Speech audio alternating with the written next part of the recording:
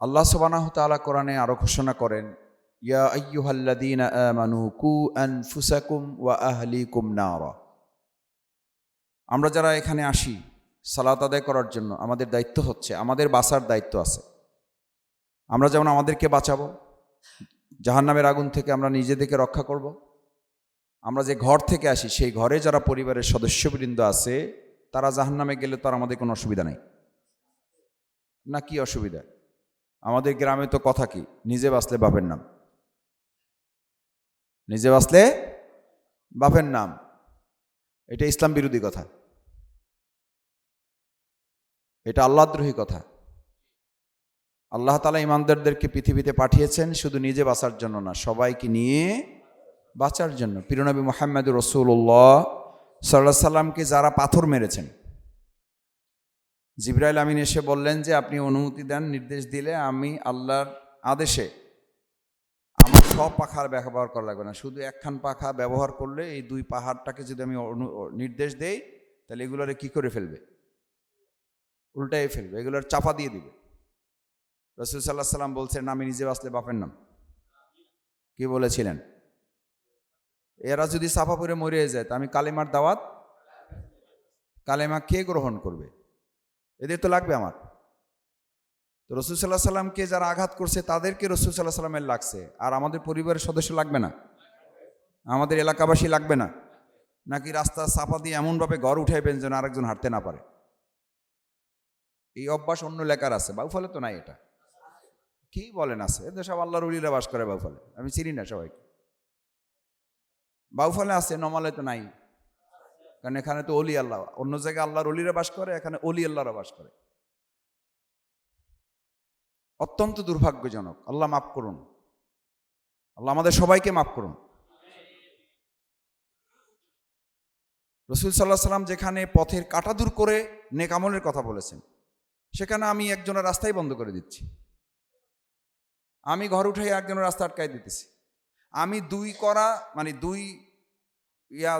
দুইটা লাইন, ফসলের লাইন, ধানের গাছা, দুইটা লাইন বাড়ানোর জন্য আরেকজন আইন ঠেলে ফেলাই দিতেছি। এগুলো আমাদের নাই তো, আলহামদুলিল্লাহ। কি করবেন এই দুই লাইন দিয়ে? বরকতের মালিক আপনি না আল্লাহ? রিজিকের মালিক আপনি না আল্লাহ? দায়িত্ব তো আমরা নিয়ে নিছি তো ভাই। নিয়ে নেওয়ার কারণেই তো আমাদের কপাল পুড়তেছে দিন দিন।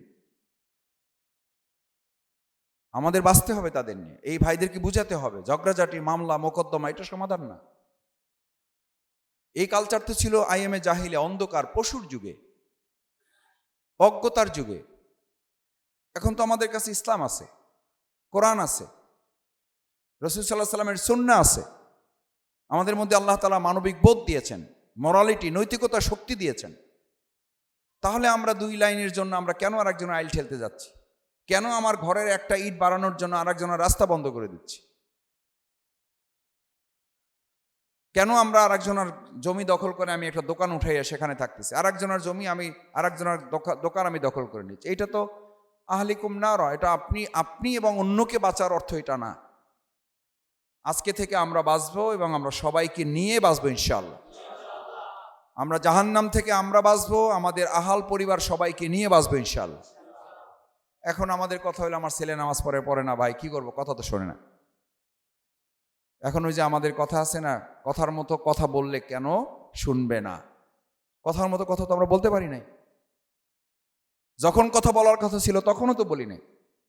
যখন কোরআন শেখানোর কথা ছিল তখন বাংলা শিখাইছেন, অঙ্ক শিখাইছেন, ইংরেজি শিখাইছেন, আরবি তো শিখান নাই। সব কিছুর জন্য টাকা দিয়ে প্রাইভেট মাস্টার রাখছেন, শুধু ফোরকানিয়া মাদ্রাসায় ফ্রি পাঠাই দিয়েছেন। আল্লাহ ভাষা শিখলে শিখবে, না শিখলে তো আল্লাহ নসিবে রাখে নাই। আল্লাহ শুধু কোরআনই নসিবে রাখে নাই, কিন্তু অঙ্ক নসিবে রাখছে। কত বড় আমরা জালিম হলে, নিজের উপর কত বড় জুলুম করলে আমরা এই কথা বলতে পারি। ইংরেজির জন্য টিচার দুইখান রাখা আছে, একজন গ্রামারের জন্য, একজন লিটারেচারের জন্য। আর ফোরকানিয়া মাদ্রাসায় ফ্রি পাঠাই দেয়া বৈশায় আছে যে ভাই হইলে হইল, আর না হইলে তোর কিছু করার নাই, আল্লাহ কপালে রাখে নাই। আল্লাহ কপালে না রাখে না, কি করবেন? একজন শিক্ষককে একজন ভালোভাবে বুঝাইয়া তাকে দিয়ে যে এটা করবেন একটু আদর যত্ন করে, মাটির জিনিস তো কাঁচা অবস্থায় সাজাইতে হয় না পাকা অবস্থায়।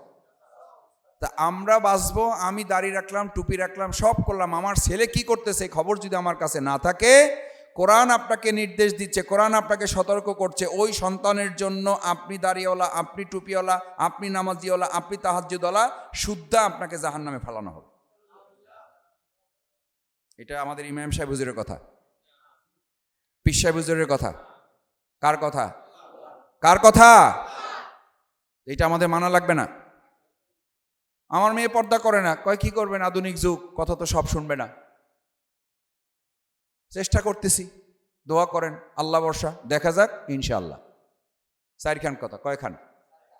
দেখা যাক কি করা যায়, আল্লাহ ভরসা, ইনশাআল্লাহ, আপনার দায়িত্ব শেষ।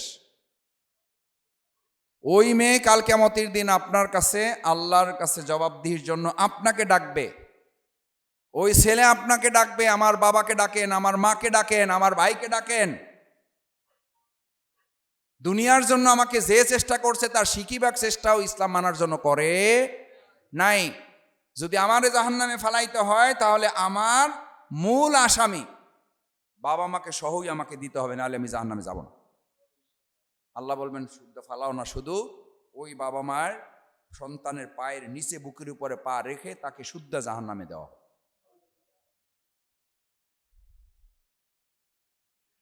সেজন্য আমার বাঁচলে চেষ্টা করতে হবে, কিন্তু আমার বাঁচার সাথে সাথে আমার পরিবারকেও বাঁচাতে হবে, না হলে পরিবারের কারণে আমাদেরকে জাহান্নামে যেতে হতে পারে। আল্লাহ আমাদের মাফ করুন, আল্লাহ জান্নাতের জন্য আমাদেরকে কবুল করুন। কোরআনের নির্দেশ, ইয়া আইয়ুহাল্লাযীনা আমানু, হে ঈমানদারগণ, কু আনফুসাকুম, নিজে বাঁচো, ওয়া আহলিকুম নারা, ঘরে আগুন লাগলে আপনার সন্তানকে আপনি বাঁচানোর চেষ্টা করেন না করেন না? আদর যত্ন করে বাঁচান না শাসন করেন, নাকি টান দেন, টানাটানি করেন? টানাটানি করেন না, জোর জবরদস্তি করেন, যাইতে হবে, নামতে হবে, আগুন পুড়ে ফেলবে তোমাকে। দুনিয়ার আগুন পুড়ে ফেলবে আর জাহান্নামের আগুন তারে আদর করবে। তাহলে দুনিয়ার আগুন থেকে বাঁচানোর যেই চেষ্টা টানাটানি করলেন, জাহান্নামের আগুন থেকে বাঁচানোর জন্য টানাটানি করা লাগবে না? টানাটানি না করে তো খালি কম যে কয় চেষ্টা করছি হুজুর, এখন আপনি একটু পানি পড়া দিয়ে ফুদিয়ে দেন, আপনি একটু ফুফা দিয়ে দেন, ফু দেন, কোনো অসুবিধা নাই, ফুতে যদি আল্লাহ কোনো বরকত রাখে আছে, কিন্তু চেষ্টাটা আপনার নিজেরই করতে হবে। কেন করবেন এই কথা বলার কারণ আছে। আজকে মরহুম ইউনুস ভাইয়ের জন্য আমরা একটু দোয়ার জন্য বসেছি, আপনাদের প্রতি কৃতজ্ঞ, আপনারা এখানে কষ্ট করে বসেছেন। আপনি যখন মৃত্যুবরণ করবেন, আপনার সামনে দাঁড়িয়ে ইমাম সাহেব যিনি সালাতুল জানাজা আদায় করবেন, ইমামতি করবেন, অথবা পরিবারের পক্ষ থেকে যিনি একটু সামান্য কথা বলবেন, তিনি একটা কথা বলবেন, এই মাইয়াতের সাদাকায়ে জারিয়ার যা আমল আছে আল্লাহ সেগুলো আপনি কি করেন? কবুল করেন। সাদাকায়ে জারিয়া কই পাবেন? সাদাকায়ে জারিয়া কোথায় পাবেন? সাদাকায়ে জারিয়া তো আপনার নেক সন্তান। নেক সন্তান রেখে গেলেই আপনি কেবল সাদাকায়ে জারিয়ার মালিক হবেন। এই নেক সন্তান যতদিন বেঁচে আমল করবে, প্রত্যেকটা আমল আপনি কবরে যাওয়ার পরও আপনার আমল নামায় যুক্ত হবে। সুবহানাল্লাহ। তাহলে ব্যাংক অ্যাকাউন্ট খোলা জরুরি না নেক সন্তান তৈরি করা জরুরি?